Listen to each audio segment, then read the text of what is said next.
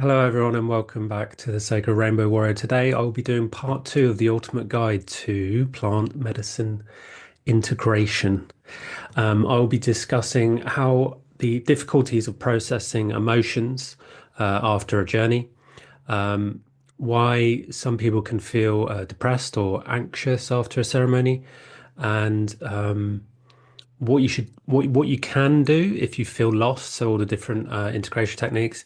How do you deal with any trauma that comes up, and the sensitivity that comes up? So I'm going to dive in. So how do we process difficult emotions after plant medicine journey? Well, it's all to do with emotion, emotion, which is energy in motion. So if you look at emotion as water, because water is consciousness, then you can start to get a grasp of how integration works and why we have difficulty processing emotions. Now, I'll share a personal story. I'm actually going through integration at the moment. I'm finding it very challenging. I have identified that I am, how can I say, curing's not the right word, but I am healing the rescuer in the drama triangle. Now, I never realized until I come to this point in my life where I had to heal this, how toxic it is, because it's actually the most toxic out of the drama triangle because it is the piggy in the middle between the victim and the perpetrator. So it embodies essentially all three of them. And I've had to, and the reason I'm sharing this is because it is one of the antidotes to dealing with difficult emotions is in order to heal the rescuer, you have to stop saving yourself. You have to stop saving others. And that means a lot of suffering comes up. And this one's gone around for me over and over and over. And like I've said in previous videos, if you don't integrate something first time, it will come round another time when you're ready. And that will keep happening for the bigger stuff. And this has been a really big one for me. And I wouldn't wish it on anyone. It's really tough. I had to speak to spirit guides about it, and they gave me the analogy of the rescuer falling overboard on the ship and not throwing him a lifeline, letting him die, letting him drown. And that's, as you can imagine, that's pretty difficult. It's pretty difficult because it means that I have to feel the suffering, and it's real. It's real suffering. But it's also not mine. And these are the paradoxes of multidimensionality, multidimensional healing, is that we have to take responsibility for our ego's actions, unfortunately. It's really tough. And yeah, I'm just showing some humanity here that it really is a long journey, and some days are more difficult than others. So um, so I'm going to give you some more direct, how do I say, methods to integrate through these difficult emotions. So self-reflection and journaling is really powerful. Meditation, yeah. Breath work, seeking support. So somebody who can hold space for you. When I first started my journey, I did that with a therapist. I built a relationship with him until it wasn't helpful anymore. And then that's when I started working with my partner in Divine Union, where I would mirror myself in front of her. I would sit in front of her and say, look, this is what I'm feeling. My ego's saying this, my ego's feeling this. It's making me feel like this. It's making me do this, but not attaching to it, not making it my own. But what I find with these really difficult ones, like I can give you, loads of different methods. But when you deal with these big ones like I'm dealing with now, you have to chip away at it. You have to chip away. And so it really requires that all hands are on deck, and you have to do as many of these different methods as at once. So for example, today I did not want to do anything, did not want to do anything. I didn't even want to come on here and do this video, But I know by doing this video, I'm sharing my voice and I'm mirroring myself back to myself.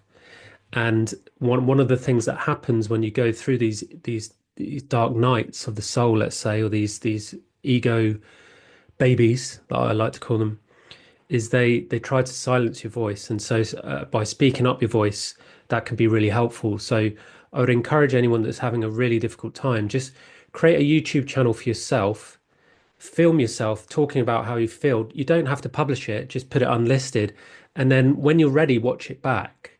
And you don't have to watch it back straight away. You can watch it back months and months later, but you'll start to keep a healing journey of what you're going through. And when you look back, you can actually see how well you were doing, and you can actually feel some compassion for yourself. So that's a really powerful method I can share. But what I did today was I did not want, like I said, I did not want to do anything. So I started creating. I made a candle. So creation is very powerful. Then I did some exercise that I absolutely did not want to do. So I did some TRX, and then my intuition was saying, "You've got to chip away at this. Go for a run." My ego was going absolutely crazy, trying to blame anyone and everyone inside and outside. But I just kept it in, kept it in. And so I went for a run. It told me to go for a run. I went up this really, really high hill and I was like, bleeding out my lungs. Oh! And it's about chipping away. It's about chipping away. These are quite rare ones when they're this big, like what I'm going through. It really requires a lot of chipping away. And I think the reason it is so big is it's just been through one of the biggest eclipse portals of my entire life, which everyone's going through. So I'm sure a lot of people have been suffering. And it was April Fool's Day yesterday, which is, and I, instead of making a quantum leap, I made a complete fool out of myself. But one of the tricks, like I'm expressing it now a little bit, is is don't be hard on yourself. I'm doing really well. I'm coming on here. I did the exercise, so it's about self-encouragement, self-recognition. That leads to pride, and that can bring you up. But when you fall down, which will happen in your journey, you reach these highs. When you fall down, you've got to find a way to just crawl crawl your way back up. Just one thing a day will help. Going for a walk, cooking a healthy meal, something like that, and reframing your challenges as opportunities for deeper healing and avoiding the suppression. So allowing the emotions to move through rather than resisting them, but not attaching to them. And that's really, really valuable wisdom about attachment. And the best way I can describe attachment is when an emotion goes through, like imagine you hear a voice in your head that goes, "You're not good enough." You can go, "Oh, is that true?" That's an attachment. As soon as you entertain it, as soon as you ask a question about it, that's an attachment. So it's best to just breathe. And if you feel that like relaxation when you take a deep breath and you breathe out, that means you're getting rid of something. And the biggest antidote to non-attachment is relaxation. And if we're stressed and we're being hard on ourselves, it prevents relaxation. So when I'm going through difficult processes like this, I tend to have afternoon sleeps or rests if I can't sleep. And I try to do things when they're really severe. I try to do things which are just kind to myself, and sometimes that means switching off. So a bit of escapism. Last night I watched some Netflix, which I don't normally do, and I watched the F1 TV show, and I was watching other people succeed and win races, and that made me feel like, oh, okay, that's possible for me, but it also made me cry because my ego was like, oh, I'm never going to succeed. So escapism is actually also a good way of integration, but too much can be a bad thing because it can affect the third eye, and if you're taking, I don't know, anything violent or anything like that, too much of that can have trouble as well. So I move on to point number 7, because remember this is part 2 of one of the first guide. So this is 6 to 10. So Part seven, why do I feel anxious or depressed after a ceremony? So, when we are guided in plant ceremonies, we encounter a high expansion and we try to avoid the low contractions which follow. These aren't to be avoided, they're to be embraced because you're human. You are love, and just like the pumping of a heart, you expand and contract so life can flow through you. Again, water, emotions, and love consciousness. But that's all well and said until you actually have to live through it. This is why so many people avoid it and end up in situations they didn't wish for or expect. But when we stop learning, we stop growing and we stop doing the work. We not only become stagnant and misled, but we become like grandiose children. That's why I speak about ego babies who, we believe we know better, but we refuse to do the work we're speaking of. So we stop walking or talking, instead just walk and talk. And it's really always comes down to responsibility. But when you feel anxious or depressed, it's normally because you're repressing emotion. And sometimes we don't know, excuse me, sometimes we don't know why we're repressing them, and that can add to the pain. And the most of the time, it's because you need to grieve. Like I love this song, can't remember the name of it, but one of the lyrics is, "If the grass isn't greener, check back on some grieving." And it's really true. If you're not feeling good, then you have some grieving to do. And trust me when I say the pool of grief that is locked in the unconscious, the unconscious, which supports the lost memories of the DNA, is so large. It's like an ocean. I've been grieving for 4 years non-stop, and it just gets deeper and deeper. But what it does when you grieve, it launches you. It launches you into love. So grieving isn't something to be avoided. It's something to be embraced because it's so beautiful. And grieving can sometimes you don't know why you're grieving. Like I was crying yesterday, I was crying this morning, I didn't know why.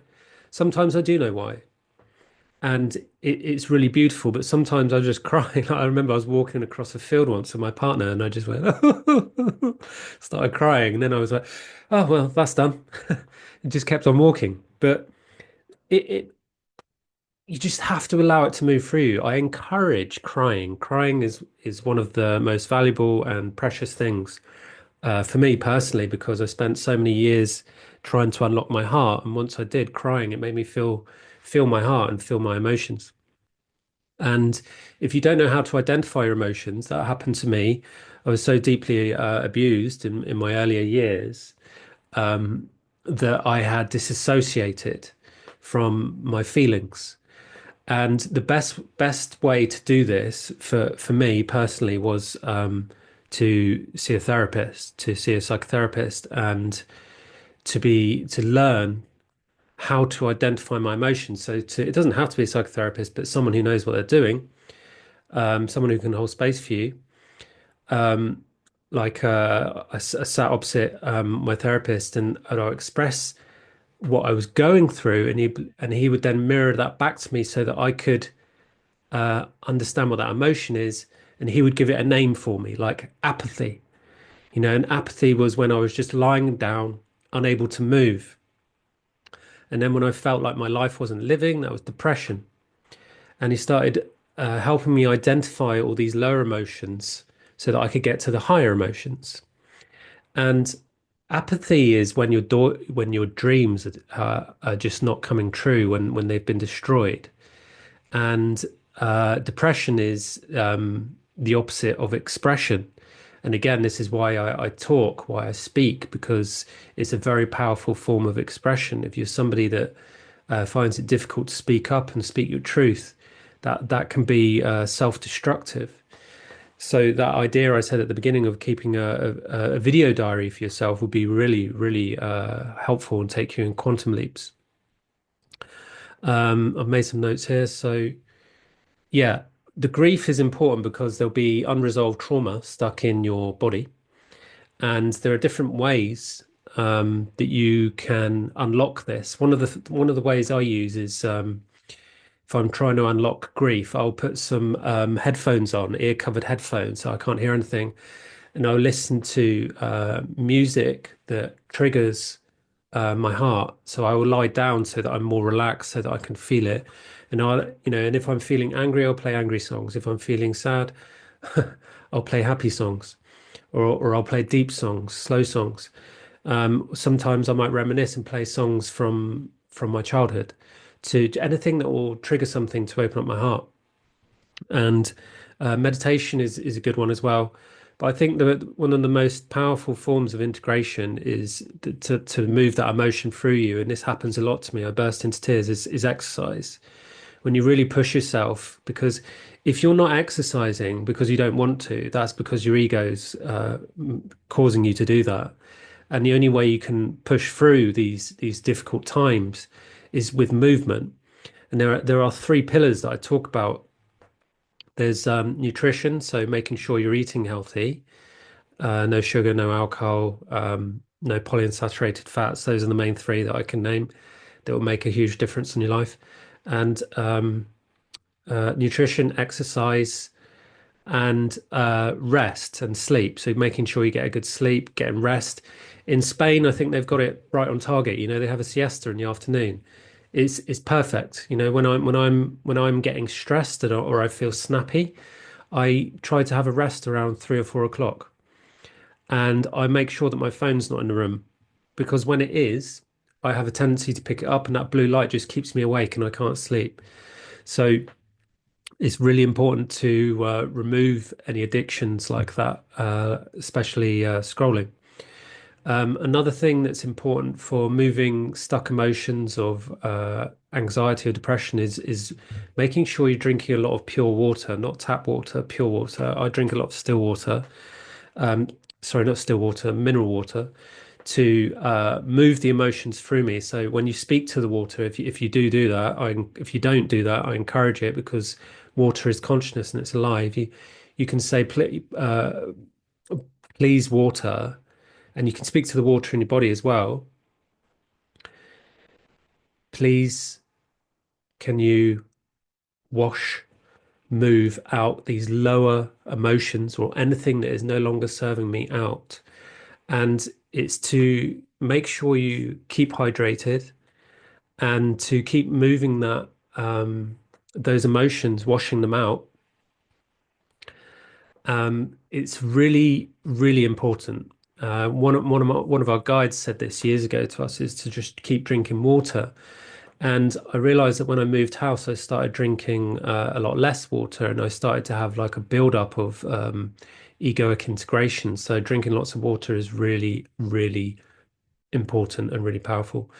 Grounding is really important. So, like I said, today I had a difficulty. I went for a run, but I didn't wear my trainers. I went barefoot, and there were sheep everywhere. So I had to jump. I had to jump past all the sheep shit. Um, Exercise. There's so many different forms of exercise. I could give you 100,000 lists of all the different forms of exercise, but you just have to find something that you enjoy. And if you don't enjoy it, push through it until you do. If you have injuries, gosh, I hate getting injuries, but you have to work around them. Like if for example, I broke my finger uh, last year, and I was so angry because I was like, right, that means I can't lift any weights, I can't punch the bag, and so I just worked on my legs and core until it healed. And what I realized is that by working on my legs and core, I was actually given a stronger foundation for my upper body. So it actually helped me. So anything that happens to you is supposed to happen. And for example, I got my back is sore at the moment. So I'm having to just fix the focus on the camera. So I'm having to work around that. So I'm doing more core exercises to strengthen that, and doing more stretching in my legs and stuff like that. These are all things which can help move the anxiety, depression, whatever it is. Movement moves it through. If you're not good at exercise and you're just starting out, just start gently. Just go easy on yourself. Go for a walk for an hour. Most people say go for a walk for 10 minutes. It's not going to do much. If I'm honest with you, 10 minutes isn't going to do much. I do at least an hour, but if you really want to move some energy, just walk as long as you can. And if your ego tells you to stop and go back, keep going. Do the opposite to what your ego says. And it doesn't happen overnight. Absolutely does not happen overnight. You need routine, you need discipline, and you need momentum. And momentum is extremely important. And if you listen to my podcasts, I use animal wisdom to describe this. The animal that is used for animal wisdom for momentum is the horse. And what destroys momentum is hesitation. So when you hesitate, it prevents you from gaining that momentum. So you see this in horses when a guy when a rider, sorry, tries to jump over something and the horse hesitates and the rider gets thrown off their horse. That's what it feels like in real life. I had this when I got hit by this rescuer thing. I normally make a lot of creations, and all of it came to a complete standstill because I was thrown off my horse. I was thrown out of my momentum.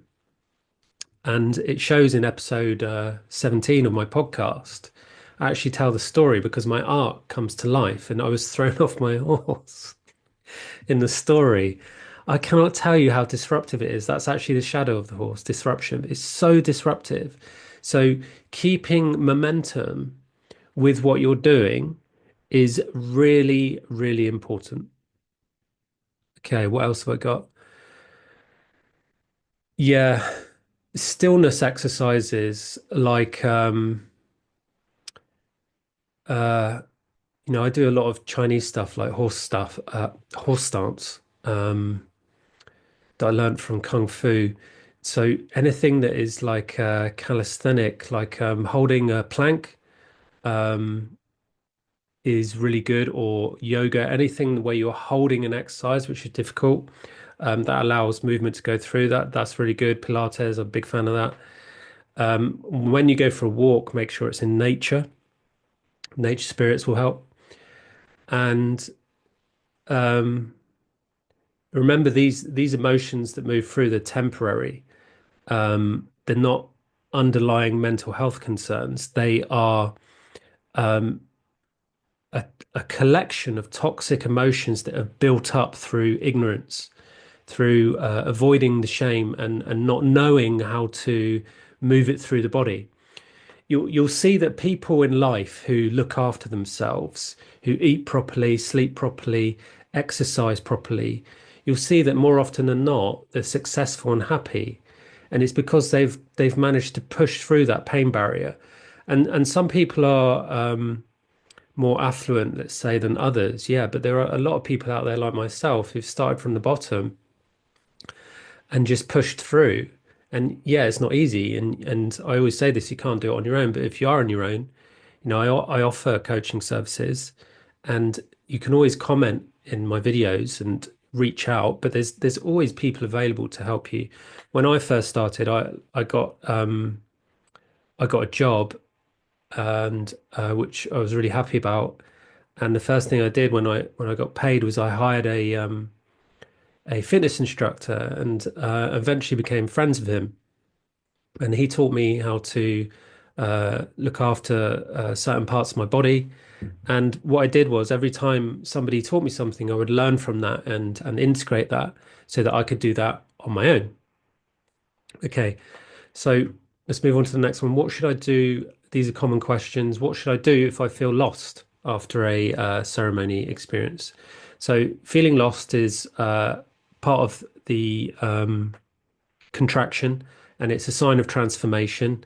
And like I said earlier, it's about feeling the suffering. So the feeling of lost is actually a feeling, but don't attach to it. And there's a lot of hidden unconscious grief attached to that. So if you're feeling lost, that means you're feeling a loss of direction. You shouldn't be feeling like that after a ceremony. If you are, that means you've gone in the wrong direction.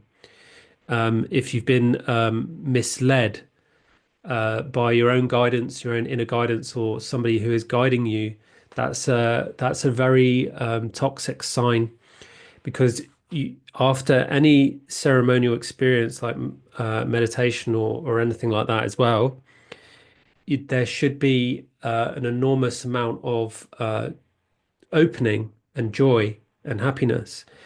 But if there's an instant contraction or you don't feel any of that afterwards, then there's definitely a feeling. Then there will definitely be a feeling of a stagnation, where the movement of emotion can't move through, and being misled. Because if you're being misled, that means you're not on your path.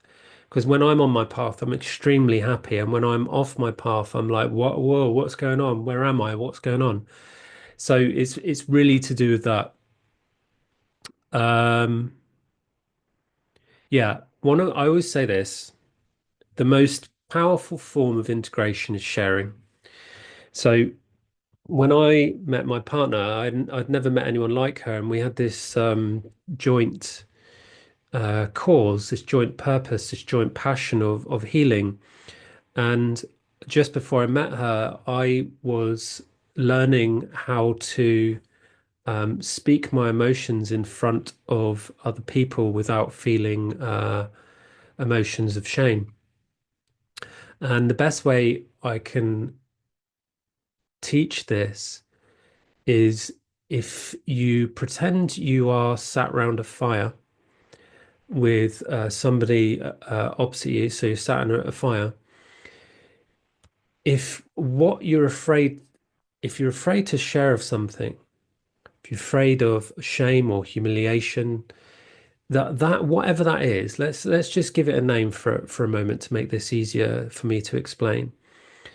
Let's just say pain. Let's just call it pain, right? If I have pain inside and somebody asks me to share and I just keep silent, I'm attaching to that pain. I'm loving that pain and I'm owning that pain. And I don't, and I'm telling everyone that I'm accepting this and I don't want to get rid of it, right? You don't want to do that. If, however, you say pain, I'm feeling this pain, this is my pain because so and so did this to me, and this made me feel shame and pain about myself. And I feel pain when I see this person. I feel pain when I speak to this person. By doing that, it's coming out of your body, out of voice, and it goes into the fire. It's transmuted and it's no longer yours. It leaves. And then the other person can say, thank you for sharing. I honor you. Thank you for sharing your pain. And that opens up an opportunity for mirror where the other person can go, I've also experienced this. And I am now feeling that this is surfacing for me. And so verbalizing your pain without judgment, without persecution, is for me one of the single most important and most powerful forms of healing. It's so powerful, but it has to be done in the correct way. It has to be done in a spiral, an elevation spiral. And it has to be felt. It has to be felt. So, what else we got? Yeah, body versus the mind. So be in the body, feel the emotion. If you're up in your mind and your mind is, everything's driving you nuts, like it has been for me, you try and come back into your body. This is why rest is important. And when I say come back into your body, it's like somatic. So rub yourself, put your hand on your heart and try and rest with your hands on your heart and visualize being in your body. That's a really powerful one because most of the time we don't realize we're in our head, we don't realize we're in our mind or out of our body. And this has happened to me quite a lot. It's very common for men. And because we're stimulated by a lot of outside factors such as scrolling, that's puts us in the mind. Anything that stimulates dopamine puts you in the mind, and serotonin, which you get from exercise, is more bodily. So yeah, rubbing the body, massage, exercise, all very grounding. Yeah, grounding exercise as well, barefoot, like I said earlier, but you don't just have to go running barefoot. You can just stand out on your lawn. And if you don't have a patch of grass or a garden, go and find one. I used to go down the beach, bury my feet in the sand, go in the water. Cold water therapy is really good as well. Wim Hof stuff. That's incredible. That's really good for ego death. I'll give you an example of how I went against myself the other day. And my partner and I went to the forest, and we always find that when we go in the cold waters, rivers and waterfalls near where we live, it's like an anointing, and it removes dead parts of the ego and emotion. And she went in, but I didn't. And normally I do.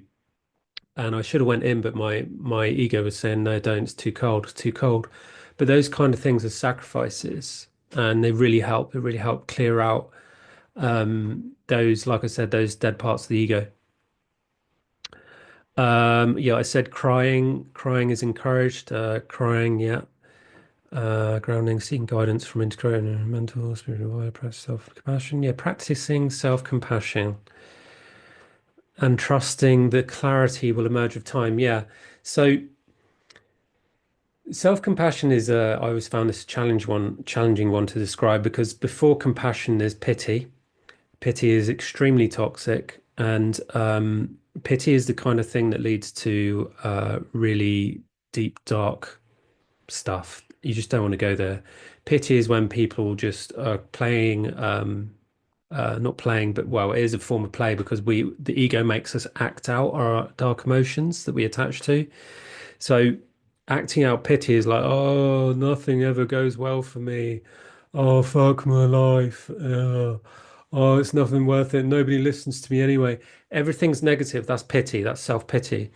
The next one is empathy, and that's when you feel other people, but the you don't, that's not really healthy either. You need compassion, and because compassion is caring about someone's process but with action behind it.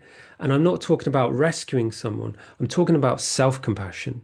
So if you're feeling crap, instead of going in self-pity, going, oh, think compassion. And compassion will be doing those things I said. So the first step of compassion is, I care about what I'm going through, so I'm going to take action. Go for a run, go for a walk. These are forms of compassion.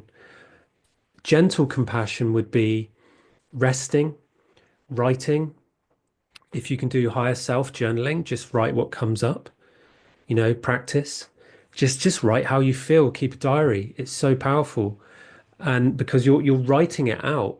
Like I used to do, if you listen to my earlier podcasts, I think it's episode 3 or 5, I did some dark persona channelings. And what I did was I channeled pain, and it was really beautiful, and it helped me get out of my system. It was a really powerful form of integration. So journaling and writing and speaking about your pain without dumping it on someone, but just expressing it through your own wisdom and learning what it is that's actually running through you is really powerful. Okay, number 9, how do I deal with trauma that surfaces during a ceremony? So it's very rare that you'd be traumatized in ceremony, because medicine doesn't force you to look at trauma. It's actually quite different. You're supposed to elevate in your heart, and you can actually wash stuff out with joy and higher emotions. But when we go into grief, it's not it's not that we have to feel the pain or the shame.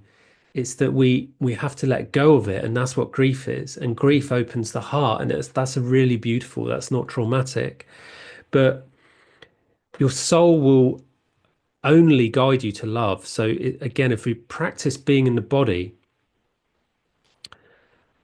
that is going to help you practice being in the heart and feeling that, feeling your heart, like physically and emotionally. That's going to help you move through any traumatic emotions. But if there is trauma coming up in a ceremony, then again you're being misled. It's out of alignment, and you need guidance, because you shouldn't actually be going through anything traumatic in a ceremony. That's very rare.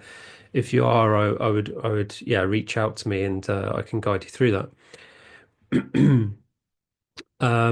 And know that it's not yours. Like I said earlier, you can take responsibility, but it will be past life stuff. So you are who you are now, right? And every moment that can change.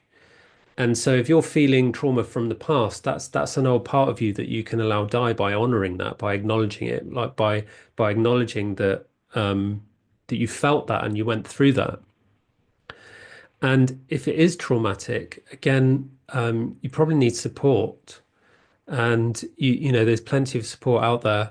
I joined an online men's group called Men Who Talk, which is free, and I can speak to them without fear of being judged or humiliated. And there's so many different forms of support, and therapy that can help you go through that. But having somebody to mirror you, like a psychotherapist or a shaman, something like that, I always found really, really powerful. And if you are feeling that and you are going through that, just know that it's not a setback. It's a big step towards healing, because confronting our fears is extremely powerful, and it is the only way forward. You can't move forward without confronting your fears. And if somebody says different, then that means they're not confronting their fears. Another powerful way of getting through that is breath. Breathing is mana. It's so powerful. If we have a tense stomach or a tense solar plexus, shallow breathing, pay attention to that and just breathe it out and relax, because every time that goes tense, that means you're contracting, which means you're holding on to something. And if it's not, remember, it's not yours. It's not yours. Anything that is not love, the opposite of love, is just ego, and it's not yours. Just let it go. And if you question it, you're attaching it to it. So just let it go. Make it easy for yourself. Just relax your diaphragm, relax stomach, and just let it pass through like water. Drink lots of water. Just let it go through. Um, yeah, I actually had a therapist a few years, how long ago? 5 years ago, who was actually trained with plant medicine. He was based in California, I think. And I used to have Zoom calls with him and help me process stuff that I was going through. So that's also available. Somatic therapy is really good for bringing you in the body. Practicing nervous system regulation techniques, like I said, breath work, meditation. Meditation is very powerful, but again, you need momentum and need to stick with it. Otherwise, you won't notice the difference. Set yourself a target of meditating every day for 365 days. Do it for a year. Don't hold back. Don't do it for 6 weeks like most people do. Do it for a year. Just go all out and watch how it changes your life. The way meditation works is it takes the edge off the ego, so you can make better informed choices. So you can essentially change your whole life. But if you find it difficult to sit down and move through the thoughts, the best tip I can give you is stillness.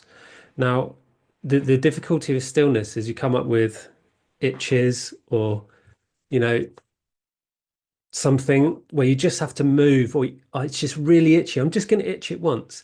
If you can move through that without moving, you will attain a higher level of meditation instantly, because it's about presence. And if you cannot move, you'll notice that your body will start to come into alignment and the thoughts will disappear. So stillness is a really, really powerful entry into meditation. So that's a good one. Um, yeah, engaging in safe spaces where emotions can be processed without judgment. So I've spoken into this, but if you go into a men's circle or a women's circle and you're not feeling heard and it's a bit toxic, I would remove yourself from that. And you need to be held properly. So don't be afraid to find someone else or move around.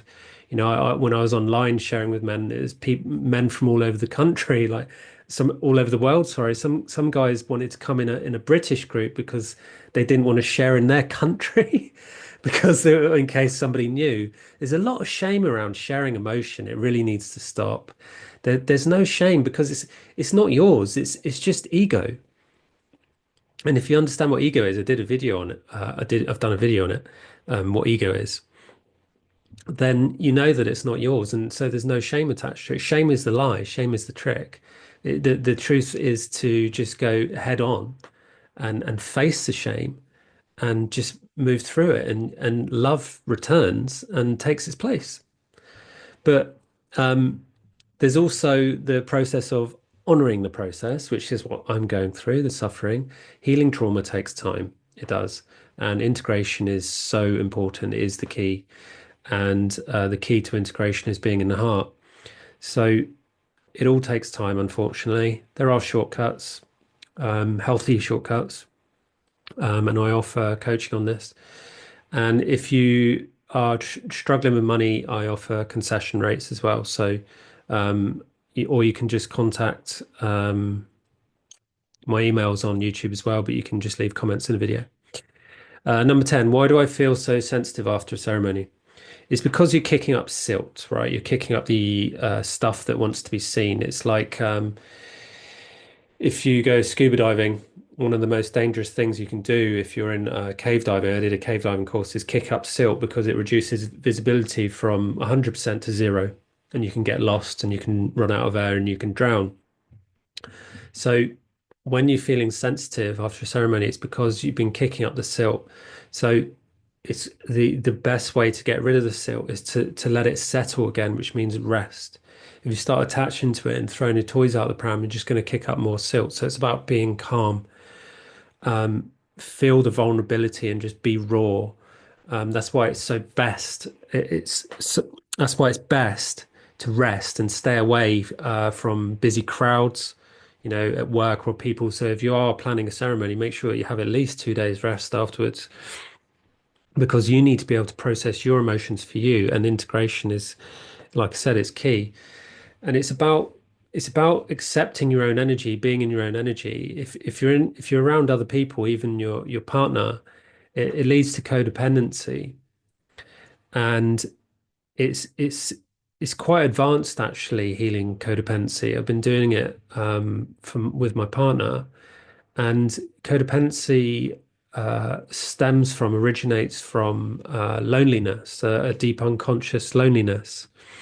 And it's not just the loneliness from being in a relationship, but it's the loneliness of not being in tribe, not being part of a society that you love. And again, that's not your fault. Society in general is really, how can I say this? It's the opposite of what we need. So if you're feeling that way, you should honor that. I removed myself from all of that, and it made me feel so much better about myself, because most people in society are out there trying to please each other. It's toxic, and it's going to end soon. It's going to end, and all those people who've been trying to please each other, they're going to find it very difficult to please themselves, because they're going to realize that there's nobody to please anymore, because everybody's going to have to go within at some point. So stay away from busy crowds. If that's part of your daily life, that you'll be led, your soul will lead you eventually to leave that all behind. I had to do that. Leaving toxic friends behind, or anyone that is toxic in your life, you deserve better. And the more you do that, the more easier it will be to deal with your vulnerability and your sensitivity. And then you can be more in your body and start to feel yourself, feel your heart, feel your life, feel good about yourself, and have pride about what you're achieving. And always try to find a place in your day where you can give yourself gratitude, because you're doing it. You've turned up, you're here, you're a winner. You're a winner. If you're still here, you're a winner. And keep telling yourself that. You say it out loud to yourself. And your ego will probably give you the opposite. Go, you're not a winner, you're this, you're this, you're that. But just keep saying it out loud. No, I'm a winner. I'm a winner. So those are my best tips from part two. And I will continue delivering part three and four. And I have so many tips. Integration is so big, it's so profound. I'm writing several books on it because it's so profound. But I'll keep sharing for those people out there who really need to hear this. So thank you for listening, and reach out on my website. I offer so many different services: spirit animal integration and guidance, plant medicine integration, divine union, twin flame relationship coaching, healing, and ascension guidance. The sacred rainbow warrior.com. Welcome. Thank you. Bye bye.